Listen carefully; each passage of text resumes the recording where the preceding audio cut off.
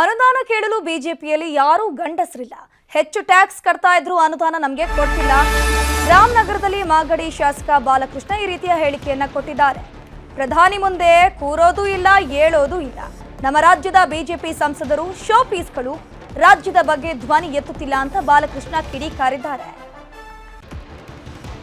ಯಾರಿಗೂ ಕೂಡ ವೈಯಕ್ತಿಕವಾದಂತ ಅತ್ಯಂತ ಹೆಚ್ಚು ಟ್ಯಾಕ್ಸ್ ಕಲೆಕ್ಟ್ ಮಾಡತಕ್ಕಂತ ರಾಜ್ಯ ಎರಡನೇ ನಮ್ದು ಇಡೀ ದೇಶದಲ್ಲಿ.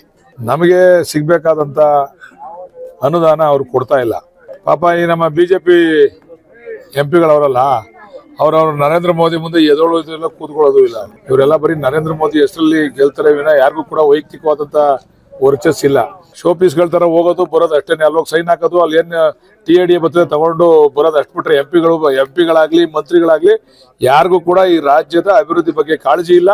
ಯಾರು ಕೂಡ ಈ 5 ವರ್ಷದಲ್ಲಿ ಒಂದೇ ಒಂದು ವಾಯ್ಸ್ ಅನ್ನ ರಾಜ್ಯದ ಪರವಾಗಿ ಎತ್ತಿಲ್ಲ ಅವರು. ಬಿಜೆಪಿ ನಾಯಕರ ಬಗ್ಗೆ ಬಿಜೆಪಿ ನಾಯಕರೇ ಬೇಸರವನ್ನ ವ್ಯಕ್ತಪಡಿಸಿದ್ದಾರೆ. ಮೊದಲು ಪಕ್ಷದೊಳಗಿನ ಲೋಪಗಳನ್ನ ಸರಿ ಮಾಡಿಕೊಳ್ಬೇಕು. ಹೀಗಂತ ತುಮಕೂರಿನಲ್ಲಿ ಮಾಜಿ ಸಚಿವ ಮಾಧುಸ್ವಾಮಿ ಹೇಳಿಕೆಯನ್ನ ಕೊಟ್ಟಿರುವಂತದ್ದು. ನಾವು ಪರಿಣಾಮಕಾರಿಯಾಗಿ ವಿರೋಧ ಪಕ್ಷದ ಕೆಲಸವನ್ನ ಮಾಡ್ತಿಲ್ಲ. ಕಾಂಗ್ರೆಸ್ ಸರ್ಕಾರದ ತಪ್ಪುಗಳನ್ನ ಜನರಿಗೆ ಮುಟ್ಟಿಸ್ತಿಲ್ಲ. ನಮ್ಮ ನಾಯಕರಿಗೆ ಮಾಹಿತಿಯ ಕೊರತೆ ಇರಬಹುದು. ಹೀಗಂತ ಮಾಧುಸ್ವಾಮಿ ತಮ್ಮ ಪಕ್ಷದ ವಿರುದ್ಧವೇ ಅಸಮಾಧಾನವನ್ನ ಹೊರಹಾಕಿದ್ದಾರೆ.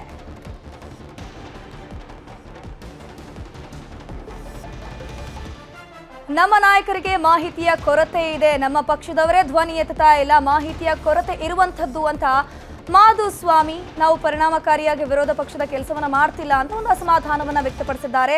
ಕಾಂಗ್ರೆಸ್ ಸರ್ಕಾರದ ತಪ್ಪನ್ನ ಎತ್ತಿಡುವಂತ ಕೆಲಸವನ್ನ ನಾವು ಮಾಡಬೇಕು, ಆದ್ರೆ ಆ ಕೆಲಸವನ್ನೇ ನಾವು ಮಾಡ್ತಿಲ್ಲ ಅಂತ ಮಾಧುಸ್ವಾಮಿ ಹೇಳಿಕೆಯನ್ನ ಕೊಟ್ಟಿದ್ದಾರೆ. ಎಲ್ಲೋ ನಾನು ಒಳಗಡೆ ನಮ್ಮ ಕಾರ್ಯಕರ್ತರಿಗೆ ಹೇಳಿದೆ ನಾವು ವೀಕ್ ಆಗಿದ್ದೀವಿ ಅಂತ. ಅದರಲ್ಲೇನು ನಾವು ಯಾವ ಇಶ್ಯೂಸನ್ನು ಪಬ್ಲಿಕ್ ತಗೊಂಡೋಗ್ಬೇಕಾಗಿತ್ತು, ಯಾವುದು ಅವ್ರಿಗೆ ಅನುಕೂಲ ಆಗಬೇಕಾಗಿತ್ತು ಆ ಕೊಂಡಿ ಆಗಬೇಕಾಗಿತ್ತು. ನಾವು ಎಲ್ಲೋ ನಮ್ಮಿಂದ ಅದಾಗ್ತಾ ಇಲ್ಲ. ನಾವು ಸೋಲ್ನಿದನ್ನೇ ಮನಸ್ಸಿನಲ್ಲಿ ಇಟ್ಕೊಂಡು ಮನೇಲಿ ಕೂತಿರೋದು ಒಂದು ರೀತಿಯಲ್ಲಿ ಸಾರ್ವಜನಿಕರಿಗೆ ನಾವು ಮಾಡ್ತಿರೋ ತಪ್ಪು ಅಂತ ಹೇಳಿದೆ. ಇಲ್ಲ ಅಂತ ಹೇಳೋಕ್ಕಾಗಲ್ಲ. ಅವ್ರಿಗೆ ಸ್ವಲ್ಪ ಮಾಹಿತಿ ಕೊರತೆ ಇರ್ಬೋದು. ಬಹುಶಃ ಕಾರ್ಯಕರ್ತರು ಅವ್ರಿಗೆ ಮಾಹಿತಿ ಕೊಡಬೇಕಲ್ಲ. ಮಾಹಿತಿ ಕೊಟ್ಟು ಹಿಂಗೆ ಮಾತಾಡ್ತಾರೆ. ಅವರಿಗೆ ಈ ಡೈರಿ ಗೀರಿ ಇವೆಲ್ಲ ನಾವಲ್ಲಿ ಕೆಲಸ ಮಾಡೋಗಿರೋದ್ರಿಂದ ಅನುಭವದ ಮೇಲೆ ಮಾತಾಡ್ತೀವಿ. ಅವ್ರು ನಮ್ಮಷ್ಟು ಸುಲಭವಾಗಿ ಅದು ಮಾತಾಡೋಕ್ಕಾಗಲ್ಲ. ಅವ್ರಿಗೆ ಯಾರು ಹೋಗಿ ಹೇಳ್ಬೇಕಲ್ಲಪ್ಪ, ಹೇಳೋರು. ಹನುಮಧ್ವಜ ದಂಗಲ್ ಬಳಿಕ ಕೆರಗೋಡಿನಲ್ಲಿ ಫ್ಲೆಕ್ಸ್ ಜಟಾಪಟಿ ಶುರುವಾಗಿದೆ.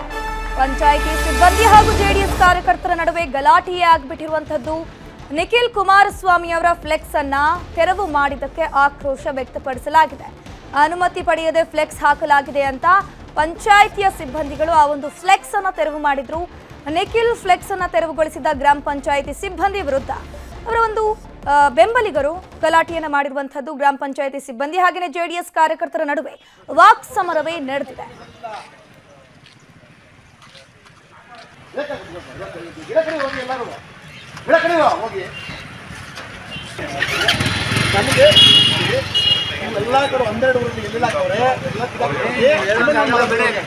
ಕನ್ನಡಿಗರ ಮೆಚ್ಚಿನ ನಿಮ್ಮ ನ್ಯೂಸ್ 18 ಕನ್ನಡ ಈಗ ವಾಟ್ಸ್ಆಪ್ನಲ್ಲಿಯೂ ಲಭ್ಯ.